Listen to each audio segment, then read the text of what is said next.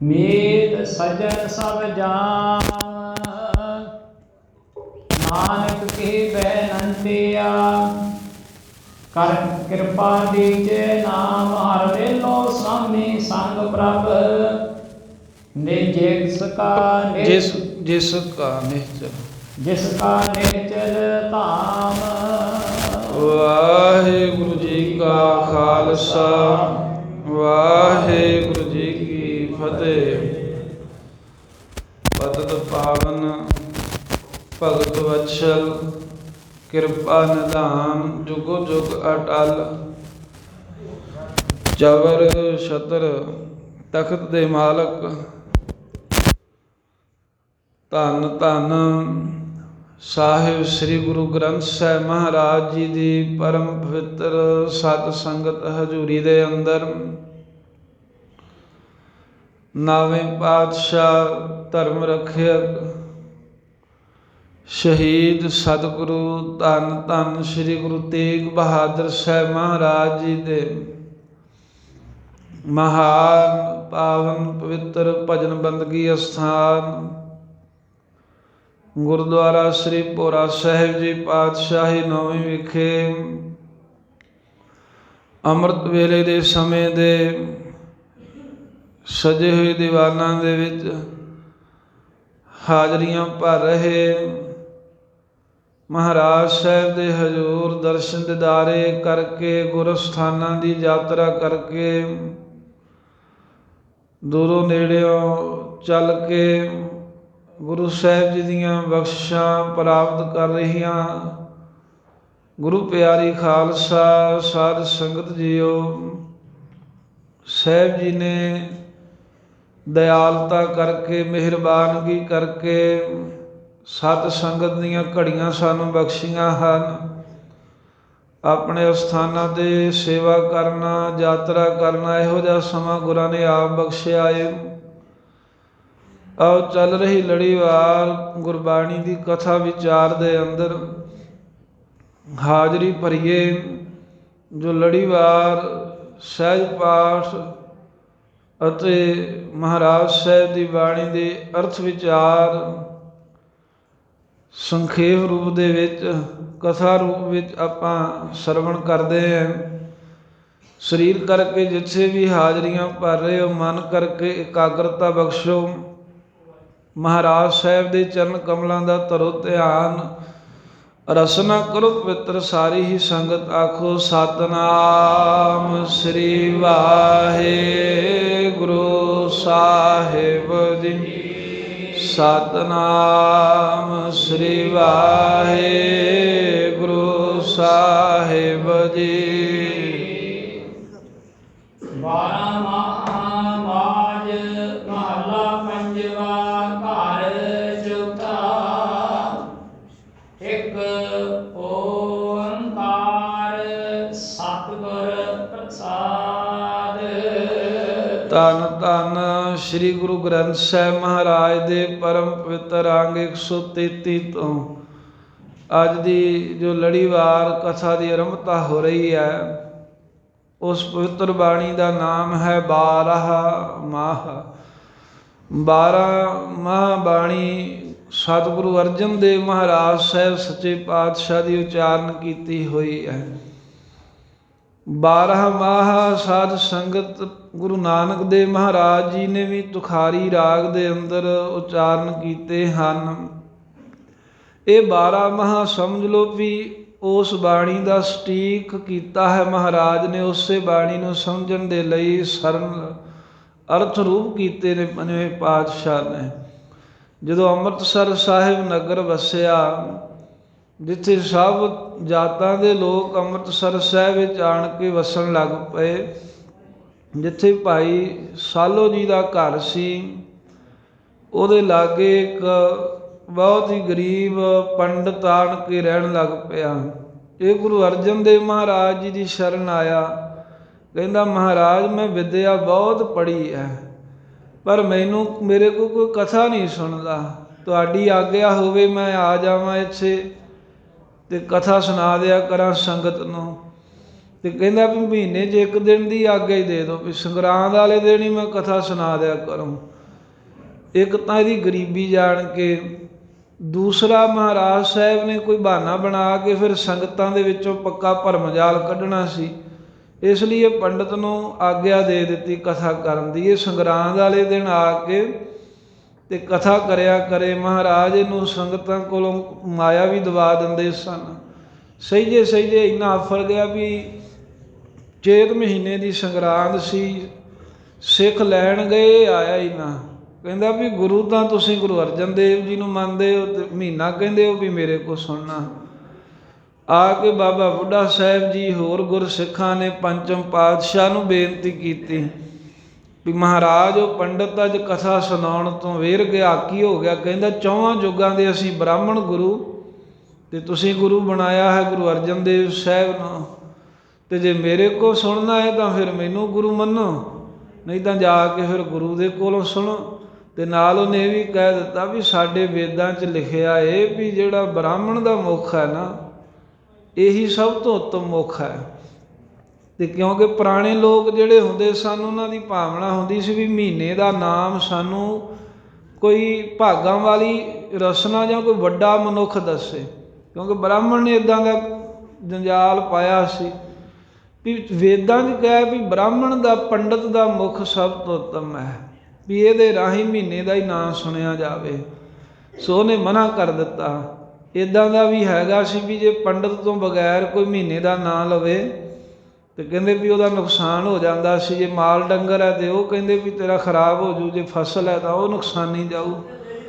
ਇਸ ਤਰ੍ਹਾਂ ਦਾ ਡਰ ਪਾਇਆ ਹੋਇਆ ਸੀ ਵੀ ਜਿਹੜਾ ਮਹੀਨੇ ਦਾ ਨਾਮ ਕੋਈ ਆਪਣੇ ਆਪ ਲਵੇ। ਜਿਵੇਂ ਹੁਣ ਲਾ ਲਓ ਵੀ ਚੇਤ ਦੀ ਸੰਗਰਾਂਦ ਆਉਣ ਵਾਲੀ ਹੈ, ਵੀ ਜੇ ਕੋਈ ਆਖੇ ਵੀ ਅੱਜ ਚੇਤ ਦੀ ਸੰਗਰਾਂਦ ਹੈ, ਇੰਨੀ ਗੱਲ ਕਹਿਣ ਦਾ ਵੀ ਅਧਿਕਾਰ ਨਹੀਂ ਸੀ ਬ੍ਰਾਹਮਣ ਨੇ ਕਿਸੇ ਨੂੰ ਦਿੱਤਾ।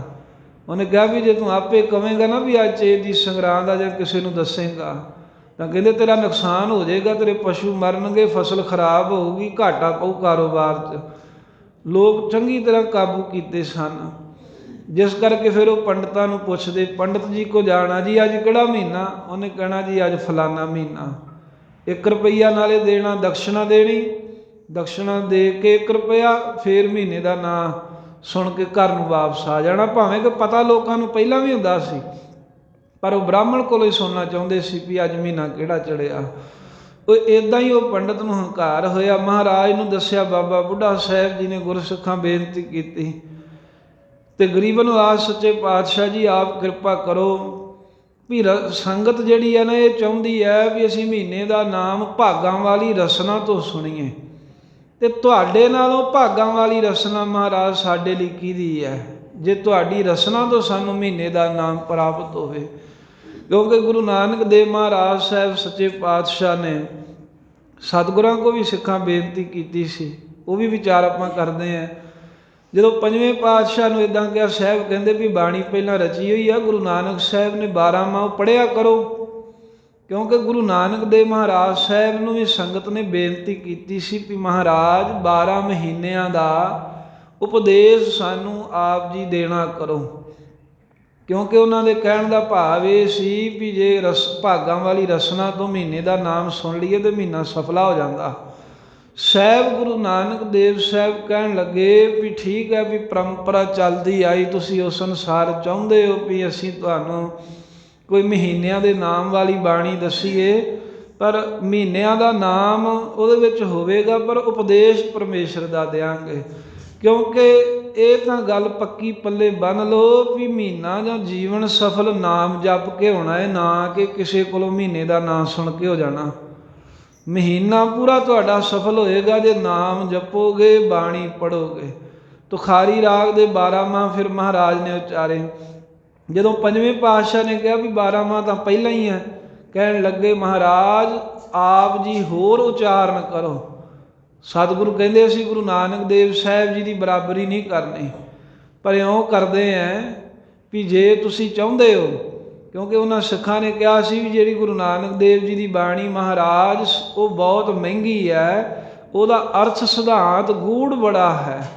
ਅਸੀਂ ਮਹਾਰਾਜ ਬੇਸਮਝਦੇ ਹਾਂ, ਜਿਹੜਾ ਸਾਨੂੰ ਸੌਖਾ ਸਮਝ ਆਵੇ ਤੁਸੀਂ ਉਹ ਸਮਝਾਉਣ ਲਈ ਉਪਦੇਸ਼ ਦਿਓ। ਤਾਂ ਸਾਹਿਬ ਜੀ ਨੇ ਕਿਹਾ ਸੀ ਵੀ 12 ਮਾਹ ਤਾਂ ਤੁਖਾਰੀ ਵਾਲੇ ਮੁੱਖ ਰਹਿਣਗੇ, ਪਰ ਇਹ ਅਸੀਂ ਟੀਕਾ ਕਰਦੇ ਹਾਂ। ਉਹਦਾ ਟੀਕਾ ਹੁੰਦਾ ਵੀ ਉਹਨੂੰ ਸਰਲ ਰੂਪ ਵਿੱਚ ਦੱਸ ਦੇਣਾ, ਉਹਦੇ ਅਰਥ ਕਰ ਦੇਣੇ। ਫਿਰ ਪੰਚਮ ਪਾਤਸ਼ਾਹ ਨੇ 1661 ਬਿਕਰਮੀ ਸੰਮਤ ਚੇਤ ਮਹੀਨੇ ਦੀ ਸੰਗਰਾਂਦ, ਜਿੱਥੇ ਹੁਣ ਮੰਜੀ ਸਾਹਿਬ ਗੁਰਦੁਆਰਾ ਸਾਹਿਬ ਬਣਿਆ, ਜਦੋਂ ਮੰਜੀ ਸਾਹਿਬ ਦੀਵਾਨ ਹਾਲ ਨੂੰ ਆਪਾਂ ਅੰਦਰ ਨੂੰ ਵੜੀਏ ਤੇ ਸੱਜੇ ਪਾਸੇ ਸੰਖਮਰਮਰ ਦਾ ਛਤਰੀ ਵਾਲਾ ਸਥਾਨ ਬਣਿਆ ਹੋਇਆ ਹੈ, ਜਿਵੇਂ ਆਪਣੇ ਇੱਥੇ ਬਾਹਰ ਬਣਿਆ ਸਥਾਨ ਥੜਾ ਸਾਹਿਬ, ਇੱਦਾਂ ਦਾ ਸਥਾਨ ਹੈ। ਉਹ ਮੰਜੀ ਸਾਹਿਬ ਹੈ। ਅਤੇ ਫਿਰ ਉਸੇ ਦੀ ਯਾਦ ਵਿੱਚ ਉਹ ਵੱਡਾ ਦਰਬਾਰ ਤਿਆਰ ਕੀਤਾ ਕਿ ਸੰਗਤ ਜ਼ਿਆਦਾ ਹੁੰਦੀ ਬਹਿਣ ਵਾਸਤੇ। ਉੱਥੇ ਮਹਾਰਾਜ ਸਾਹਿਬ ਜੀ ਸੁਭਾਏਮਾਨ ਸਨ ਗੁਰੂ ਕੇ ਬਾਗ ਮੰਜੀ ਸਾਹਿਬ ਦੇ ਉੱਤੇ।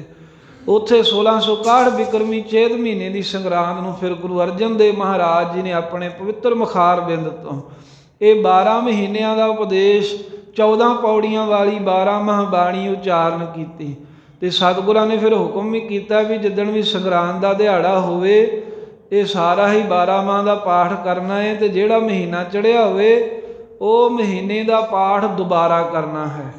ਕਹਿੰਦੇ ਵੀ ਜੇ ਤਾਂ ਕੋਈ ਅਰਥ ਜਾਣਦਾ ਹੋਵੇ ਤਾਂ ਅਰਥ ਕਰਕੇ ਸੰਗਤ ਨੂੰ ਸੁਣਾਵੇ ਅਤੇ ਸੁਣੇ, ਜੇ ਕੋਈ ਅਰਥ ਨਹੀਂ ਵੀ ਜਾਣਦਾ ਤਾਂ ਫਿਰ ਵੀ ਪਿਆਰ ਦੇ ਨਾਲ ਇਹ ਮਹੀਨੇ ਦਾ ਪਾਠ ਸੰਗਰਾਂਦ ਵਾਲੇ ਦਿਨ ਸਰਵਣ ਕਰੇ। ਸੋ ਇਸ ਤਰ੍ਹਾਂ ਗੁਰੂ ਅਰਜਨ ਦੇਵ ਮਹਾਰਾਜ ਸਾਹਿਬ ਨੇ 12 ਮਾਹ ਬਾਣੀ ਉਚਾਰ ਕੇ ਅਤੇ ਪਵਿੱਤਰ ਉਪਦੇਸ਼ ਸਿੱਖ ਸੰਗਤਾਂ ਨੂੰ ਬਖਸ਼ਿਸ਼ ਕੀਤਾ ਸੀ। ਉਹ ਪਵਿੱਤਰ ਗੁਰਬਾਣੀ 12 ਮਾਹ 12 ਮਹੀਨਿਆਂ ਦੇ ਰਾਹੀਂ ਜਿਵੇਂ ਸਤਿਗੁਰੂ ਸਾਹਿਬ ਜੀ ਉਪਦੇਸ਼ ਦੇ ਰਹੇ ਹਨ। ਸੋ ਆਓ ਪ੍ਰੇਮ ਪਿਆਰ ਦੇ ਸਹਿਤ ਸਰਵਣ ਕਰੀਏ। ਧੰਨ ਗੁਰੂ ਅਰਜਨ ਦੇਵ ਮਹਾਰਾਜ ਸਾਹਿਬ ਸੱਚੇ ਪਾਤਸ਼ਾਹ ਜੀ ਕਿਰਪਾ ਕਰਦੇ ਹਨ। 12 ਮਾਹ ਮਹੱਲਾ ਪੰਜਵਾ ਘਰ ਚੌਥਾ। 12 ਮਾਹ, ਜੇ ਇਕੱਲਾ ਮਾਹ ਲਿਖਿਆ ਹੁੰਦਾ ਫਿਰ ਇੱਕ ਵਚਨ ਹੋਣਾ ਸੀ, ਇੱਕ ਮਹੀਨੇ ਦਾ ਸੰਬੰਧ, ਪਰ ਇੱਥੇ ਮਾਹ ਤੋਂ ਭਾਵ ਹੈ ਵੀ ਬਹੁਵਚਨ। ਬਹੁਵਚਨ 12 ਮਾਹ ਮਹੀਨਿਆਂ ਦਾ ਉਪਦੇਸ਼, ਜਿਹਦੇ ਵਿੱਚ ਮਹਾਰਾਜ ਸਾਹਿਬ ਦਿੰਦੇ ਨੇ 12 ਮਹੀਨਿਆਂ ਦਾ ਨਾਮ ਆਵੇਗਾ ਅਤੇ 12 ਮਹੀਨਿਆਂ ਦੇ ਨਾਮ ਦੇ ਨਾਲ ਸਤਿਗੁਰੂ ਸਾਹਿਬ ਜੀ ਸਾਨੂੰ ਜੀਵਨ ਜਾਚ, ਸਾਡੇ ਜੀਵਨ ਦੇ ਸੁਥਰੇ ਹੋਣ ਦੇ ਲਈ, ਸੁਚੱਜੇ ਬਣਾਉਣ ਦੇ ਲਈ, ਸਫਲ ਬਣਾਉਣ ਲਈ ਉਪਦੇਸ਼ ਦੇਣਗੇ। 12 ਮਾਹ, ਮਾਂਝ ਮਹੱਲਾ ਪੰਜਵਾਂ। ਮਾਂਝ ਇੱਥੇ ਬਿੰਦੀ ਉੱਪਰ ਲੱਗੀ ਹੈ, ਮਾਂਝ ਲਿਖਿਆ ਹੈ। ਉੱਦਾਂ ਮਾਝ ਤੋਂ ਭਾਵ ਰਾਗ ਦਾ ਨਾਮ ਹੈ। ਮਾਝੇ ਦਾ ਦੇਸੀ ਰਾਗ ਹੈ ਜਿਸ 'ਚ ਮਹਾਰਾਜ ਨੇ ਬਾਣੀ ਉਚਾਰੀ। ਇਹ ਅਸਲ ਦੇ ਵਿੱਚ ਇਹਦੇ ਵਿੱਚ ਮਾਂਝਾਂ ਗਾਈਆਂ ਜਾਂਦੀਆਂ ਹੁੰਦੀਆਂ ਸਨ। ਪੁਰਾਣੇ ਲੋਕ ਮਾਂਝਾਂ ਗਾਉਂਦੇ ਹੁੰਦੇ ਸੀ, ਕਹਿੰਦੇ ਵੀ ਮਾਝਾ ਰਾਗ ਗਾਇਆ, ਮਾਂਝ ਗਾਈ ਹੈ। ਸੋ ਇਹ ਦੇਸੀ ਰਾਗ ਹੈ। ਇਹ ਮਾਝੇ ਦੇਸ਼ ਦੇ ਵਿੱਚ ਪੁਰਾਣੇ ਸਮੇਂ ਤੋਂ ਗਾਇਆ ਜਾਣ ਵਾਲਾ ਰਾਗ ਹੈ। ਲੋਕ ਆਮ ਜਿਹੜੇ ਕੋਈ ਪੁਰਾਣੇ ਗਾਉਂਦੇ ਹੁੰਦੇ ਸੀ ਕੋਈ ਚੰਗੀਆਂ ਚੀਜ਼ਾਂ, ਉਹਨਾਂ ਮਾਂਝਾਂ ਗਾਉਣੀਆਂ ਨੂੰ ਕਹਿੰਦੇ ਵੀ ਇਹ ਮਾਝ ਗਾਉਂਦਾ ਹੈ। ਅਤੇ ਮਾਝ ਰਾਗ ਗੁਰੂ ਗ੍ਰੰਥ ਸਾਹਿਬ ਜੀ ਦੇ ਵਿੱਚ ਦੂਸਰੇ ਥਾਂ 'ਤੇ ਮਹਾਰਾਜ ਨੇ ਦਰਜ ਕੀਤਾ, ਗੁਰੂ ਅਰਜਨ ਦੇਵ ਸਾਹਿਬ ਨੇ। ਮਾਝ ਰਾਗ ਦੇ ਅੰਦਰ ਮਹੱਲਾ ਪੰਜਵਾ। ਮਹੱਲਾ ਅਰਬੀ ਦੇ ਵਿੱਚ ਪਾਤਸ਼ਾਹ ਨੂੰ ਕਹਿੰਦੇ ਨੇ। ਇਸੇ ਦਾ ਹੀ ਸੰਸਕ੍ਰਿਤ ਜੇ ਅਰਥ ਹੋਵੇ ਤਾਂ ਫਿਰ ਸਰੂਪ ਬਣ ਜਾਂਦਾ ਹੈ।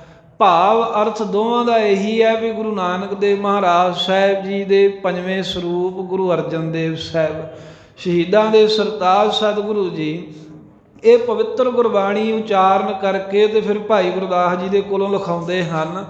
ਘਰ ਚੌਥਾ, ਇਹਦਾ ਗਾਇਨ ਕਰਨ ਦਾ ਹੁਕਮ ਮਹਾਰਾਜ ਨੇ ਚੌਥੇ ਘਰ ਸੁਰਤਾਲ ਦੇ ਵਿੱਚ ਦਿੱਤਾ ਹੈ ਵੀ ਜਦੋਂ ਇਹਦਾ ਕੀਰਤਨ ਕਰਨਾ ਹੈ ਤਾਂ ਚੌਥੇ ਘਰ ਸੁਰਤਾਲ ਦੇ ਵਿੱਚ ਇਹ ਰਾਗ ਵਿੱਚ ਪਾ ਕੇ ਸ਼ਬਦ ਨੂੰ ਗਾਉਣਾ, ਗਾਇਨ ਕਰਨਾ ਹੈ। ਇੱਕ ਓੰਕਾਰ ਸਤਿਗੁਰ ਪ੍ਰਸਾਦ।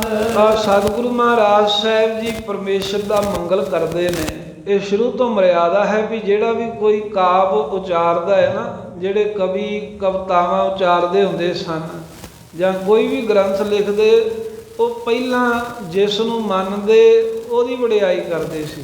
ਵੀ ਕੋਈ ਵੀ ਜਿਹੜਾ ਕੋਈ ਕਵੀ ਹੈ ਉਹਦਾ ਵਿਸ਼ਵਾਸ ਜਿਹਦੇ ਉੱਪਰ ਹੈ ਵੀ ਉਹ ਕਿਹਨੂੰ ਮੰਨਦਾ ਹੈ, ਅਤੇ ਉਹ ਫਿਰ ਆਪਣੇ ਇਸ਼ਟ ਦੇਵ ਦਾ ਅੱਗੇ ਨਾਂ ਲਿਖਦੇ। ਕੋਈ ਦੇਵੀ ਦੇਵਤਿਆਂ ਨੂੰ ਮੰਨਦਾ, ਕੋਈ ਕਿਸੇ ਸਾਧੂ ਨੂੰ, ਕੋਈ ਕਿਸੇ ਨੂੰ, ਕੋਈ ਕਿਸੇ ਨੂੰ। ਪਰ ਜਿਹਨੂੰ ਵੀ ਮੰਨਦਾ ਹੋਵੇ ਉਹ ਆਪਣੀ ਬਾਣੀ ਜਾਂ ਕਵਿਤਾ ਤੋਂ ਪਹਿਲਾਂ ਉਹਦੀ ਵਡਿਆਈ ਕਰਦਾ। ਗੁਰੂ ਅਰਜਨ ਦੇਵ ਮਹਾਰਾਜ ਸਾਹਿਬ ਕਿਹਦੀ ਵਡਿਆਈ ਕਰਦੇ ਨੇ? ਇੱਕ ਓੰਕਾਰ ਦੀ। ਤੇ ਜਣਾ ਰਹੇ ਨੇ ਵੀ ਸਾਡਾ ਜੋ ਇਸ਼ਟ ਦੇਵ ਹੈ ਉਹ ਵਾਹਿਗੁਰੂ ਹੀ ਹੈ। 500 ਤੋਂ ਵਧੇਕ ਵਾਰ ਇਹ ਮੰਗਲ ਆਇਆ ਹੈ। ਇੱਕ ਓੰਕਾਰ, ਇੱਕ ਅਦੁੱਤੀ ਬ੍ਰਹਮ, ਭਾਵ ਕਿ ਜਿਹਦੇ ਵਰਗਾ ਦੂਸਰਾ ਕੋਈ ਹੋਰ ਹੈ ਹੀ ਨਹੀਂ। ਅਦਵੈਤ ਸਰੂਪ ਹੈ, ਦੂਜਾ ਸਰੂਪ ਹੀ ਨਹੀਂ, ਬਸ ਇੱਕ ਸਰੂਪ ਹੈ ਪਰਮੇਸ਼ਰ ਹੀ, ਉਹਦੇ ਬਰਾਬਰ ਦਾ ਕੋਈ ਨਹੀਂ ਹੈ। ਫਿਰ ਓੰਕਾਰ ਉਹ ਸਰਬ ਦਾ ਪ੍ਰਕਾਸ਼ਕ ਹੈ। ਸਭ ਦੇ ਅੰਦਰ ਜੋ ਵੀ ਚੇਤਨ ਸੱਤਾ ਹੈ ਨਾ 84 ਲੱਖ ਜੂਨਾਂ ਦੀ, ਉਹ ਸਭ ਨੂੰ ਪ੍ਰਕਾਸ਼ ਰਿਹਾ। ਸੂਰਜ ਚੰਦ ਤਾਰੇ ਵੀ ਉਹਦੀ ਜੋਤ ਨਾਲ ਪ੍ਰਕਾਸ਼ ਰਹੇ ਨੇ, ਤੇ ਜੀਵ ਜਿਹੜੇ ਨੇ ਇਹਨਾਂ ਅੰਦਰ ਵੀ ਵਾਹਿਗੁਰੂ ਦੀ ਜੋਤ ਪ੍ਰਕਾਸ਼ ਰਹੀ ਹੈ। ਜਾਂ ਓੰਕਾਰ ਮੰਗਲ ਸਰੂਪ ਨੂੰ ਵੀ ਕਹਿ ਦਿੰਦੇ ਨੇ ਵੀ ਵਾਹਿਗੁਰੂ ਮੰਗਲ ਸਰੂਪ ਹੈ। ਅਸਲ ਦੇ ਵਿੱਚ ਪਰਮੇਸ਼ਰ ਤੋਂ ਵੱਧ ਮੰਗਲ ਕੋਈ ਨਹੀਂ ਹੈ। ਲੋਕ ਕਹਿੰਦੇ ਵੀ ਸਾਡਾ ਘਰ ਮੰਗਲਮਈ ਹੋਵੇ, ਸਾਡੇ ਘਰ ਵਿੱਚ ਖੁਸ਼ੀਆਂ ਆਉਣ, ਤਾਂ ਵਾਹਿਗੁਰੂ ਤੋਂ ਵੱਡਾ ਕੋਈ ਖੁਸ਼ੀਆਂ ਦਾ ਦੇਣਹਾਰ ਬਖਸ਼ਣਹਾਰ ਨਹੀਂ।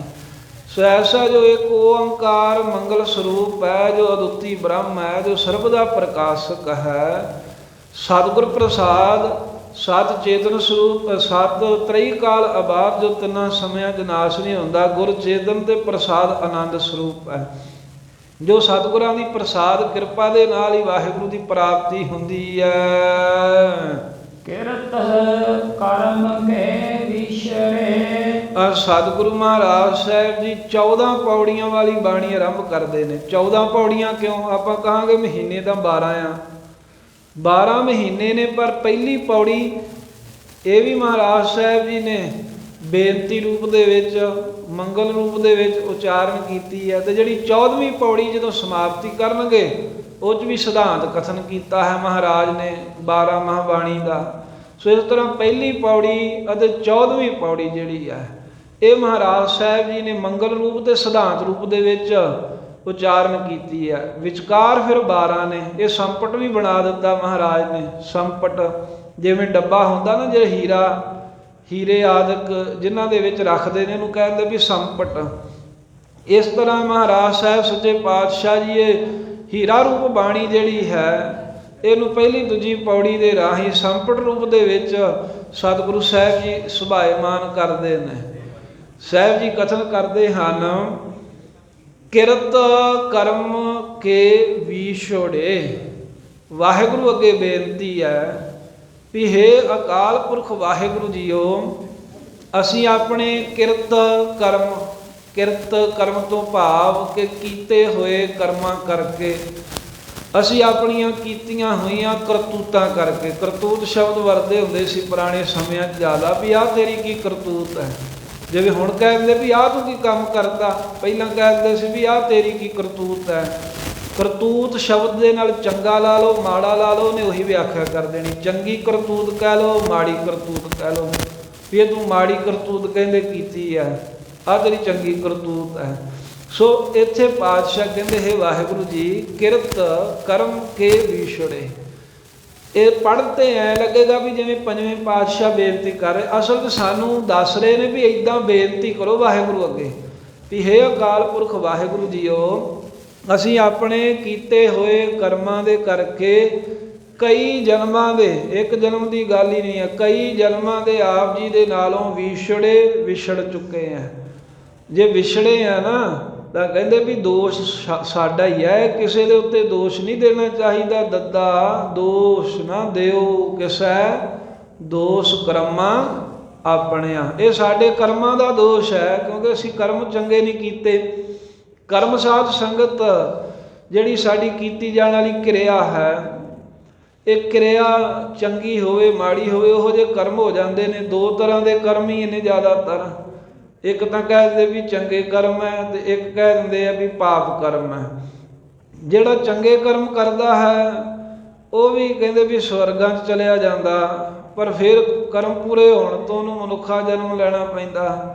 ਜਿਹੜਾ ਮਾੜੇ ਕਰਮ ਕਰਦਾ ਹੈ ਉਹ ਨਰਕਾਂ ਚਲਿਆ ਜਾਂਦਾ ਹੈ, ਫਿਰ ਉਹਨੂੰ 84 ਦਾ ਗੇੜਾ ਭੋਗ ਕੇ ਮਨੁੱਖਾ ਜਨਮ ਵਿੱਚ ਆ ਕੇ ਫਿਰ ਹਿਸਾਬ ਕਿਤਾਬ ਦੇਣਾ ਪੈਂਦਾ। ਵਾਹਿਗੁਰੂ ਦੀ ਪ੍ਰਾਪਤੀ ਦੋਵਾਂ ਢੰਗਾਂ ਨਾਲ ਹੀ ਨਹੀਂ ਹੁੰਦੀ। ਇਹਨਾਂ ਤੋਂ ਉੱਪਰ ਉੱਠ ਕੇ ਨਿਸ਼ਕਾਮ ਕਰਮ ਕਰਨੇ, ਬਾਣੀ ਪੜ੍ਹਨੀ, ਨਾਮ ਜਪਣਾ, ਪਰਮੇਸ਼ਰ ਨਾਲ ਮਿਲਣ ਦਾ ਢੰਗ ਤਰੀਕਾ ਤਾਂ ਇਹੀ ਹੈ। ਤੇ ਧੰਨ ਗੁਰੂ ਅਰਜਨ ਦੇਵ ਮਹਾਰਾਜ ਜੀ ਕਹਿੰਦੇ ਹਨ ਕਿਰਤ ਕਰਮ ਕੇ ਵਿਛੜੇ। ਵਾਹਿਗੁਰੂ ਜੀ ਅਸੀਂ ਆਪਣੇ ਕੀਤੇ ਹੋਏ ਕਰਮਾਂ ਕਰਕੇ ਆਪ ਹੀ ਤੇਰੇ ਨਾਲੋਂ ਕਈ ਜਨਮਾਂ ਦੇ ਵਿਛੜ ਚੁੱਕੇ ਆ, ਜੁਦਾ ਹੋ ਗਏ ਆ, ਧੱਕੇ ਖਾ ਰਹੇ ਹਾਂ। ਕਰ ਕਿਰਪਾ ਮਿਲੋ ਰਾਮ। ਇਹਨਾਂ ਲਮਕਾਉਣਾ ਨਹੀਂ। ਕਰ ਕਿਰਪਾ ਮਿਲੋ ਰਾਮ। ਰਾਮ ਰਮਿਆ ਹੋਇਆ ਪਰਮੇਸ਼ਰ ਜੋ ਵਾਹਿਗੁਰੂ ਹੈ। ਸਤਿਗੁਰੂ ਮਹਾਰਾਜ ਸਾਹਿਬ ਜੀ ਕਹਿੰਦੇ ਨੇ, ਹੇ ਰਾਮ ਵਾਹਿਗੁਰੂ ਜੀਓ, ਕਰ ਕਿਰਪਾ, ਕਿਰਪਾ ਕਰਕੇ ਸਾਨੂੰ ਆਪਣੇ ਨਾਲ ਮੇਲ ਲਓ। ਜਾਂ ਸਤਿਗੁਰਾਂ ਅੱਗੇ ਬੇਨਤੀ ਆ ਵੀ ਸਤਿਗੁਰੂ ਜੀ ਅਸੀਂ ਆਪਣੇ ਕਰਮਾਂ ਕਰਕੇ ਵਾਹਿਗੁਰੂ ਨਾਲੋਂ ਵਿਛੜ ਚੁੱਕੇ ਹਾਂ, ਕਰ ਕਿਰਪਾ। ਹੇ ਸਤਿਗੁਰੂ ਦੇਵ ਜੀਓ ਤੁਸੀਂ ਕਿਰਪਾ ਕਰੋ ਤੇ ਕਿਰਪਾ ਕਰਕੇ ਮਿਲੋ ਰਾਮ। ਰਾਮ ਵਾਹਿਗੁਰੂ ਨਾਲ ਸਾਡਾ ਮਿਲਾਪ ਕਰਾ ਦਿਓ, ਉਸ ਵਾਹਿਗੁਰੂ ਨਾਲ ਸਾਡਾ ਮੇਲ ਕਰਾ ਦਿਓ। ਚਾਰ ਕੁੰਡ ਦਹਿ ਦਿਸ ਭ੍ਰਮੇ। ਹਾਂ, ਉਹ ਵਿਛੜ ਕੇ ਕਿੱਥੇ ਕਿੱਥੇ ਗਏ ਆ? ਕਹਿੰਦੇ ਵੀ ਵਿਛੜ ਕੇ ਵਾਹਿਗੁਰੂ ਨਾਲੋਂ ਚਾਰ ਕੁੰਟ, ਚੌਵਾਂ ਕੁੰਟਾਂ ਦੇ ਵਿੱਚ ਹੀ ਪੂਰਬ ਪੱਛਮ ਉੱਤਰ ਦੱਖਣ ਸਭ ਪਾਸੇ ਕਹਿੰਦੇ ਧੱਕੇ ਖਾਦੇ ਹਨ। ਚਾਰ ਕੁੰਟਾਂ ਰੂਪੀ ਦਹਿ ਦਿਸ, ਦਸਾਂ ਦਿਸ਼ਾਵਾਂ ਦੇ ਵਿੱਚ ਹੀ ਭ੍ਰਮੇ ਭਰਮਣ ਕੀਤਾ ਹੈ। ਜਿਵੇਂ ਚਾਰ ਦਿਸ਼ਾਵਾਂ ਹੋ ਗਈਆਂ, ਚਾਰ ਉਪ ਦਿਸ਼ਾਵਾਂ ਹੋ ਗਈਆਂ, ਇੱਕ ਧਰਤੀ ਤੇ ਇੱਕ ਆਕਾਸ਼, ਐਵੇਂ 10 ਦਿਸ਼ਾਵਾਂ ਹੁੰਦੀਆਂ ਨੇ। ਮਹਾਰਾਜ ਕਹਿੰਦੇ ਵੀ ਇਹ ਅਸੀਂ ਸਾਰੇ ਥਾਵਾਂ ਤੇ ਭਰਮੇ ਆ। ਜਾਂ ਚੌਵਾਂ ਖਾਣੀਆਂ ਰੂਪੀ ਜਿਹੜੀਆਂ ਚਾਰ ਕੁੰਟਾਂ ਨੇ, ਇਹਨਾਂ ਦੇ ਵਿੱਚ 84 ਲੱਖ ਜੂਨੀਆਂ 'ਚ ਜਨਮ ਲੈਣ ਰੂਪੀ ਦਸਾਂ ਦਿਸ਼ਾਵਾਂ 'ਚ ਇਹ ਸਾਡੇ ਜਨਮ ਹੋਏ ਨੇ। ਤੇ ਮਹਾਰਾਜ 84 ਲੱਖ ਜੂਨਾਂ ਦੇ ਵਿੱਚ ਦਸਾਂ ਦਿਸ਼ਾਵਾਂ ਦੇ ਵਿੱਚ ਹੀ ਅਸੀਂ ਭਰਮੇ ਆ, ਸਭ ਪਾਸੇ ਧੱਕੇ ਹੀ ਖਾਦੇ ਹਨ। ਜਾਂ ਚਾਰ ਕੁੰਟ, ਚਾਰ ਕੁੰਟ ਕੀ ਹੈ? ਮਨ, ਬੁੱਧ, ਚਿੱਤ, ਹੰਕਾਰ। ਅਤੇ 10 ਦਿਸ਼ਾਵਾਂ ਕੀ ਹਨ? 5 ਗਿਆਨ ਇੰਦਰੇ ਤੇ 5 ਹੀ ਇਹਨਾਂ ਦੇ ਜਿਹੜੇ ਅੱਗੇ ਵਿਸ਼ੇ ਹਨ। ਇਹਨਾਂ 10 ਦਿਸ਼ਾਵਾਂ ਵਿੱਚ ਭਾਵ ਆਪਣੇ ਇੰਦਰੀਆਂ ਦੇ ਪਿੱਛੇ ਲੱਗ ਕੇ ਤੇ ਇੰਦਰੀਆਂ ਦੇ ਵਿਸ਼ਿਆਂ ਵਿੱਚ ਹੀ ਅਸੀਂ ਭ੍ਰਮੇ ਭਰਮ ਰਹੇ ਹਾਂ, ਧੱਕੇ ਖਾ ਰਹੇ ਹਾਂ। ਥਾਕੇ ਆਏ ਪ੍ਰਭ ਕੀ ਸਾਮ। ਹੁਣ ਥੱਕ ਹਾਰ ਕੇ ਥੱਕ ਗਏ ਆ ਮਹਾਰਾਜ, ਬੜਾ ਦੁੱਖ ਹੈ ਇਹਨਾਂ ਜੂਨਾਂ ਦਾ। ਇਹ ਗਿਆਨ ਮਹਾਰਾਜ ਸਾਹਿਬ ਜੀ ਨੂੰ ਹੈ ਤਾਂ ਸਾਨੂੰ ਦੱਸ ਰਹੇ ਨੇ, ਸਾਨੂੰ ਤਾਂ ਗਿਆਨ ਨਹੀਂ ਹੈ। ਪਰ ਜਿਵੇਂ ਬੱਚੇ ਨੂੰ ਗਿਆਨ ਨਹੀਂ ਨਾ ਹੁੰਦਾ ਤਾਂ ਮਾਸਟਰ ਕਹਿੰਦਾ ਇੱਦਾਂ ਮੇਰੇ ਮਗਰ ਬੋਲ, ਉਹ ਅੱਗੇ ਅੱਗੇ ਮਾਸਟਰ ਬੋਲ ਕੇ ਫਿਰ ਬੱਚੇ ਨੂੰ ਪਕਾ ਦਿੰਦਾ ਹੈ ਵੀ ਇੱਦਾਂ ਪੜ੍ਹ, ਇੱਦਾਂ ਪੜ੍ਹਨਾ ਹੈ। ਇਸੇ ਤਰ੍ਹਾਂ ਹੁਣ ਸਾਨੂੰ ਨਹੀਂ ਗਿਆਨ ਵੀ ਅਸੀਂ ਕਿੱਥੇ ਕਿੱਥੇ ਭਰਮੇ ਆ। ਗੁਰੂ ਸਾਹਿਬ ਦਾ ਵਚਨ ਮੰਨਣਾ, ਕਿਉਂਕਿ ਗੁਰੂ ਸਾਨੂੰ ਗਿਆਨ ਕਰਾ ਰਹੇ ਨੇ ਵੀ ਸਿੱਖਾ ਐਵੇਂ ਬੇਨਤੀ ਕਰ ਵੀ ਮਹਾਰਾਜ ਬੜੇ ਧੱਕੇ ਖਾਦੇ ਹਨ, ਹੁਣ ਅਸੀਂ ਥੱਕ ਆਏ ਪ੍ਰਭ ਕੀ ਸਾਮ। ਥੱਕ ਕੇ ਹਾਰ ਕੇ ਪ੍ਰਭੂ ਪਰਮੇਸ਼ਰ ਆਪ ਜੀ ਦੀ ਸਾਮ ਨਾਮ ਸ਼ਰਨ ਵਿੱਚ ਆ ਗਏ ਹਾਂ। ਜਿਵੇਂ ਭਗਤ ਰਵਿਦਾਸ ਜੀ ਵੀ ਇਸ ਗੱਲ ਦੀ ਹੋਰ ਪ੍ਰੋੜਤਾ ਕਰਦੇ ਨੇ, ਬਹੁਤ ਜਨਮ ਵਿਛਰੇ ਥੇ ਮਾਧੋ। ਇੱਥੇ ਬਹੁਤ ਜਨਮ ਸ਼ਬਦ ਵਰਤਿਆ, ਭਾਵ ਕਿ ਕਈ ਜਨਮ, ਬਿਆੰਤੀ ਜਨਮਾਂ ਦੇ ਵਿਛੜੇ ਆ, ਵਾਹਿਗੁਰੂ ਨਾਲੋਂ ਸਾਡਾ ਵਿਛੋੜਾ ਹੋਇਆ ਏ।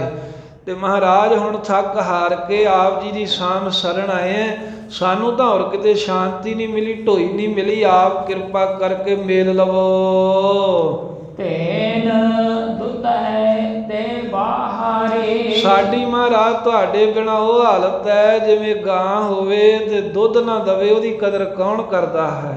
ਗਾਂ ਦੀ ਕਦਰ ਸਾਧ ਸੰਗਤ ਦੁੱਧ ਨਹੀਂ ਹੈ ਨਾ। ਆ ਕਿੰਨੀਆਂ ਗਾਈਆਂ ਬਾਬੇ ਜਿਹੜੇ ਲਈ ਫਿਰਦੇ, ਮਹਾਂਪੁਰਖ ਬਾਬਾ ਪਾਲਾ ਸਿੰਘ ਜੀ, ਉਹ ਗਾਈਆਂ ਉਹੀ ਨੇ ਜਿਹੜੀਆਂ ਲੋਕਾਂ ਕੱਢਤੀਆਂ। ਕਹਿੰਦੇ ਦੁੱਧ ਨਹੀਂ ਦਿੰਦੀ ਤੇ ਸਾਂਭਣਾ ਕਿਉਂ, ਸੂਆ ਨਹੀਂ ਦਿੰਦੀ ਤੇ ਰੱਖਣੀ ਕਿਉਂ ਹੈ। ਭਾਵ ਹੈ ਵੀ ਗਊ ਦਾ ਮੁੱਲ ਦੁੱਧ ਨਾਲ ਹੈ, ਫਿਰ ਜਿੰਨਾ ਦੁੱਧ ਦਿੰਦੀ ਉਹਨੇ ਪੈਸੇ ਲੱਗਦੇ ਆ। ਵੀ ਜੇ ਥੋੜ੍ਹਾ ਦੁੱਧ ਦਿੰਦੀ, ਕਿਲੋ 2 ਕਿਲੋ, ਫਿਰ ਉਹਦਾ ਰੇਟ ਉਨਾ ਕੁ ਲੱਗਦਾ। ਜੇ ਕੋਈ ਕਹੇ ਵੀ ਇਹ ਤਾਂ 10-15 ਕਿਲੋ ਦੁੱਧ ਦਿੰਦੀ ਹੈ, ਫਿਰ ਉਹਦਾ ਰੇਟ ਹੋਰ ਵੱਧ ਲੱਗਦਾ। ਭਾਵ ਕੀ ਹੋ ਗਿਆ ਵੀ ਗਊ ਦਾ ਮੁੱਲ ਦੁੱਧ ਦੇ ਨਾਲ ਹੀ ਹੈ, ਦੁੱਧ ਦੇ ਨਾਲ ਹੀ ਉਹਦੀ ਕੀਮਤ ਹੈ, ਨਹੀਂ ਤਾਂ ਉਹਨੂੰ ਕੌਣ ਪੁੱਛਦਾ ਹੈ, ਧੱਕੇ ਖਾਂਦੀ ਹੈ। ਇਸੇ ਤਰ੍ਹਾਂ ਮਹਾਰਾਜ ਸਾਡੀ ਹਾਲਤ ਇਸੇ ਤਰ੍ਹਾਂ ਹੀ ਹੈ ਵੀ ਜਿਵੇਂ ਦੁੱਧ ਤੋਂ ਬਗੈਰ ਗਊ ਧੱਕੇ ਖਾਂਦੀ ਹੈ ਨਾ, ਢੇਨ ਦੁੱਧ ਹੈ ਤੇ ਬਾਹਰੀ, ਜਿਹੜੀ ਗਾਂ ਦੁੱਧ ਦੇਣ ਤੋਂ ਬਗੈਰ ਹੋਵੇ, ਦੁੱਧ ਨਾ ਦਵੇ। ਕਿਤ ਹੈ ਨਾ ਆਵੇ ਕਾਮ। ਉਹ ਕਿਸੇ ਕੰਮ ਆਉਂਦੀ ਨਹੀਂ, ਫਿਰ ਉਹਨੂੰ ਪੱਠੇ ਕੋਈ ਪਾਉਂਦਾ ਹੀ ਨਹੀਂ ਮੁਫਤ ਵਿੱਚ। ਕਹਿੰਦਾ ਵੀ ਕੱਢੋ ਇਹਨੂੰ, ਹਨੇਰਾ ਸਵੇਰਾ ਵੇਖ ਕੇ ਛੱਡ ਆਉਂਦੇ ਨੇ ਲੋਕ ਬਾਹਰ, ਵੀ ਇਹਨੂੰ ਸਾਂਭਣਾ ਹੀ ਹੈ, ਵੀ ਨਾ ਇਹ ਸੂਆ ਦਵੇ ਨਾ ਦੁੱਧ ਦਵੇ, ਕਿਉਂਕਿ ਸੂਏਗੀ ਨਹੀਂ ਤੇ ਦੁੱਧ ਨਹੀਂ ਦੇਗੀ, ਫਿਰ ਦੁੱਧ ਜਿੰਨਾ ਕੁ ਦਿੰਦੀ ਮੁੱਲ ਉਹਨਾਂ ਕੁ ਲੋਕ ਪਾਉਂਦੇ ਆ। ਸੋ ਇਸ ਪ੍ਰਕਾਰ ਦੇ ਨਾਲ ਸਤਿਗੁਰੂ ਮਹਾਰਾਜ ਸਾਹਿਬ ਜੀ, ਵੇਖੋ ਇੱਥੇ ਇੱਕ ਹੋਰ ਗੱਲ ਸਮਝ ਲਓ, ਸੌਖੀ ਆਪਾਂ ਨੂੰ ਸਮਝਣੀ ਹੋ ਜਾਵੇ, ਵੀ ਜਿਵੇਂ ਲੋਕ ਦੁੱਧ ਤੋਂ ਬਿਨਾਂ ਪਸ਼ੂ ਨੂੰ ਸੁੱਟ ਦਿੰਦੇ ਆ ਨਾ, ਗਊ ਨੂੰ, ਪਰ ਫਿਰ ਵੀ ਮਹਾਂਪੁਰਖ ਤਰਸ ਕਰਕੇ ਉਹਨਾਂ ਨੂੰ ਸੰਭਾਲ ਰਹੇ ਨੇ। ਇਸੇ ਪ੍ਰਕਾਰ ਹੀ ਆਪਾਂ ਜੀਵ ਜਿਹੜੇ ਆ, ਇਹ ਜੀਵ ਦੀ ਦੇਹ ਜਿਹੜੀ ਆ ਨਾ, ਇਹ ਮਾਨੋ ਵੀ ਮਨੁੱਖਾ ਜਨਮ ਇਹ ਗਊ ਹੈ, ਤੇ ਦੁੱਧ ਕਿਹੜਾ ਦੇਣਾ ਇਹਨੇ, ਵੀ ਜਿਹੜਾ ਇਹ ਕੋਈ ਨਿਸ਼ਕਾਮ ਕਰਮ ਨਹੀਂ ਨਾ ਕਰਦਾ, ਇਹ ਮਾਨੋ ਵੀ ਨਿਸ਼ਕਾਮ ਕਰਮਾਂ ਰੂਪੀ ਦੁੱਧ ਤੋਂ ਬਗੈਰ ਜਿਹੜੀ ਜੀਵ ਦੀ ਦੇਹ ਹੈ ਇਹ ਕਿਸੇ ਕੰਮ ਨਹੀਂ ਆਉਂਦੀ।